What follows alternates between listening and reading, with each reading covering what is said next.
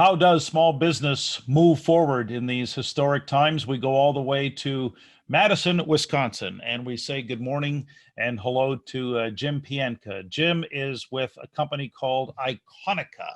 And Jim, your company is a company that was like so many others, just so jolted by the advent of COVID-19, but like the little engine that could, I know you guys are moving forward, and I wanted to have you on just to share that story. So first, for all of our viewers, tell us a little bit about Iconica and then what you've done, actually Sure. implemented in the face of this situation. Sure. Thank you, Gare. Good morning.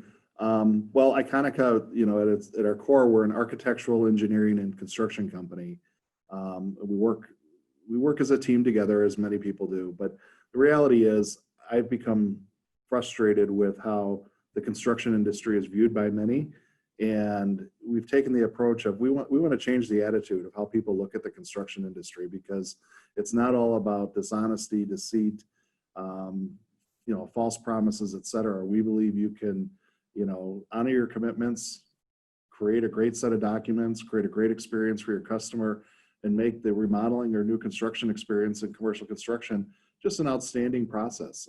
And we do that day in and day out with our clients. So when the pandemic hit and the fears of the recession came, it was very easy to kind of go back into the 2008 mode of fear and uncertainty, and probably spent a couple weeks just in that mode of saying, we have to survive. We have to do anything to survive. And we made immediate moves to ensure survival. But as I thought about it and compared it to '08, I realized this is a very different situation. And I also realized that my biggest mistake in 2008 was not realizing how different the world would be and planning for that difference. And so I decided early on, the 1st of April we need to figure out what the economy and the world's going to look like coming out of this, and we need to start preparing right now to thrive in that new environment. And why wait? Why wait in fear and survival mode when you should be acting and moving forward? So we started immediately in plans and group sessions with our teams to figure out how to move forward. And let's give this some context for anyone watching, Jim. Like, how many employees do you have to deal with, and what are some of those steps you're taking to move forward in your view? We have 80 employees, and we started simply. We're a business to business. We're a service company at our core. Yes, we construct. Yes, we design, but we're a service company, and we really just started with what are the industries that are going to be hurt most by this, and what are the industries that are going to be benefiting from this, and how can we position ourselves to help the customers that are benefiting and help them grow. So we just started with our executive team and then our leadership team. We're a company of about 80 employees, so we have an executive team of 4 and a leadership team of about 12, and we just started to have group meetings to talk about what do people see in the world, what do they hear, and start to filter out all the information that was coming through all the different news sources. It was very easy to get overwhelmed, and we needed to distill it down to say, what's reasonable, what's right, and let's go with our gut a little bit here and say, what is this going to look like in the future?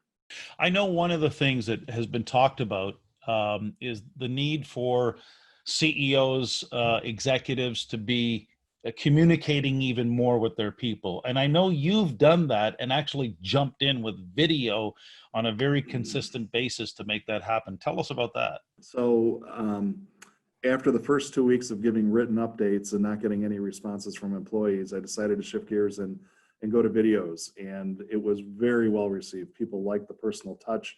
They could see the compassion, the genuineness, the honesty of the message that I was giving. And, I just said, I'm not going to pull punches or paint a rosy picture. I'm going to say it like it is.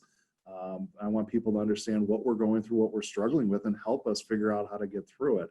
So we started with just a weekly video to employees. And then I started to mix in, some fun. I called it a series called Smoking with Jimmy. I like to smoke meat and cook and barbecue. And so I decided to just video some of those processes and share that with employees as, something they could learn just to have a little fun with it. You know, Jim, I think what you're illustrating is, and for anyone watching, is that the days of the press release and the memo, they're over. What else do you see as being over as a result of this? Obviously print advertising is over, but I think just the simple, I can come up with a campaign and I can, share a simple message. I can come up with a catchphrase or a word and share that, and that's going to be enough, and give a lot of content, send people to your website. Those are important, and people are still going to check out your website. I think they want to see the human touch. They want to see the real side. They want to see the people. And I think the video content really gets to that. And I wasn't a big believer of that until this started, and I started doing it with the company. But the reaction has been just really, really positive, and really makes it a lot of fun. You know, speaking of the human side, you have this lifelong affection for the Chicago Bears. You're in Madison, Wisconsin, which is the heart of Green Bay Packer country, and yet you're a Bears fan. And what can you draw? This is the challenge. I'm like Jim McMahon going back and trying to hit Willie Gault. Is there something from your experience as a Bears fan that you've learned that could help anyone try and navigate these days ahead? Well, I'm a lifelong Bears and Cubs fan, so I've suffered a lot. I've had a little bit of success in my life, but a lot of suffering along the way. And just being true to the core, being true to who you are, and true to what you do. I really gave a lot of thought early in this pandemic that, what is it about our company that's going to help us get through it? And it was very clear that our foundation is solid. We've done the right things. We communicate well. We have great employees. We have a great culture. And you really have to rely on that in this time, and say, trust what you've done, trust the work you've put in over the years, and you're going to get through this. But you have to be willing to pivot. You have to be willing to change and find ways to move forward, because it's just a different world out there. Well, no question. I think the Chicago Bears did that, especially in 1985, with that defense that was still in many, in the opinion of many, the best ever in the NFL. But let's bring it back to, if you look into Jimmy Pientka's crystal ball, if you look ahead, what do you think would be the better, bolder question that all business leaders need to be asking right now? I think trying to figure out what your business will look like in 1 to 3 years can be maddening. I think right now you have to really look at where are the opportunities and how are you going to maximize on those opportunities, and not be worried about what it really looks like a year or two from now, because the core business will be there. You're still going to be for us as a service company, we're still going to be providing the same services.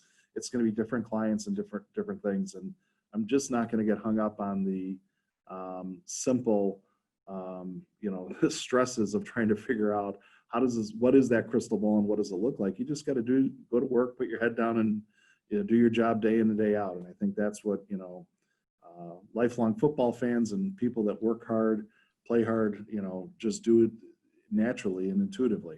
Well, those are words that are very much appreciated, because I think Jim Pientka has illustrated a point. When you actually know who you are beyond your products and services, and you're already good, then if you can really be even more on the side of the customer, no matter whether you're a B2B operation or a B2C operation, if you're on the right side of the customer, you're always on the right side. And I think that to some degree explains why Iconica is going to be a company to watch for in the years ahead. So hopefully these thoughts from Jim Pientka and all the thoughts that we share here are of some help to you as we as leaders find ways to lead together and emerge stronger in these historic times.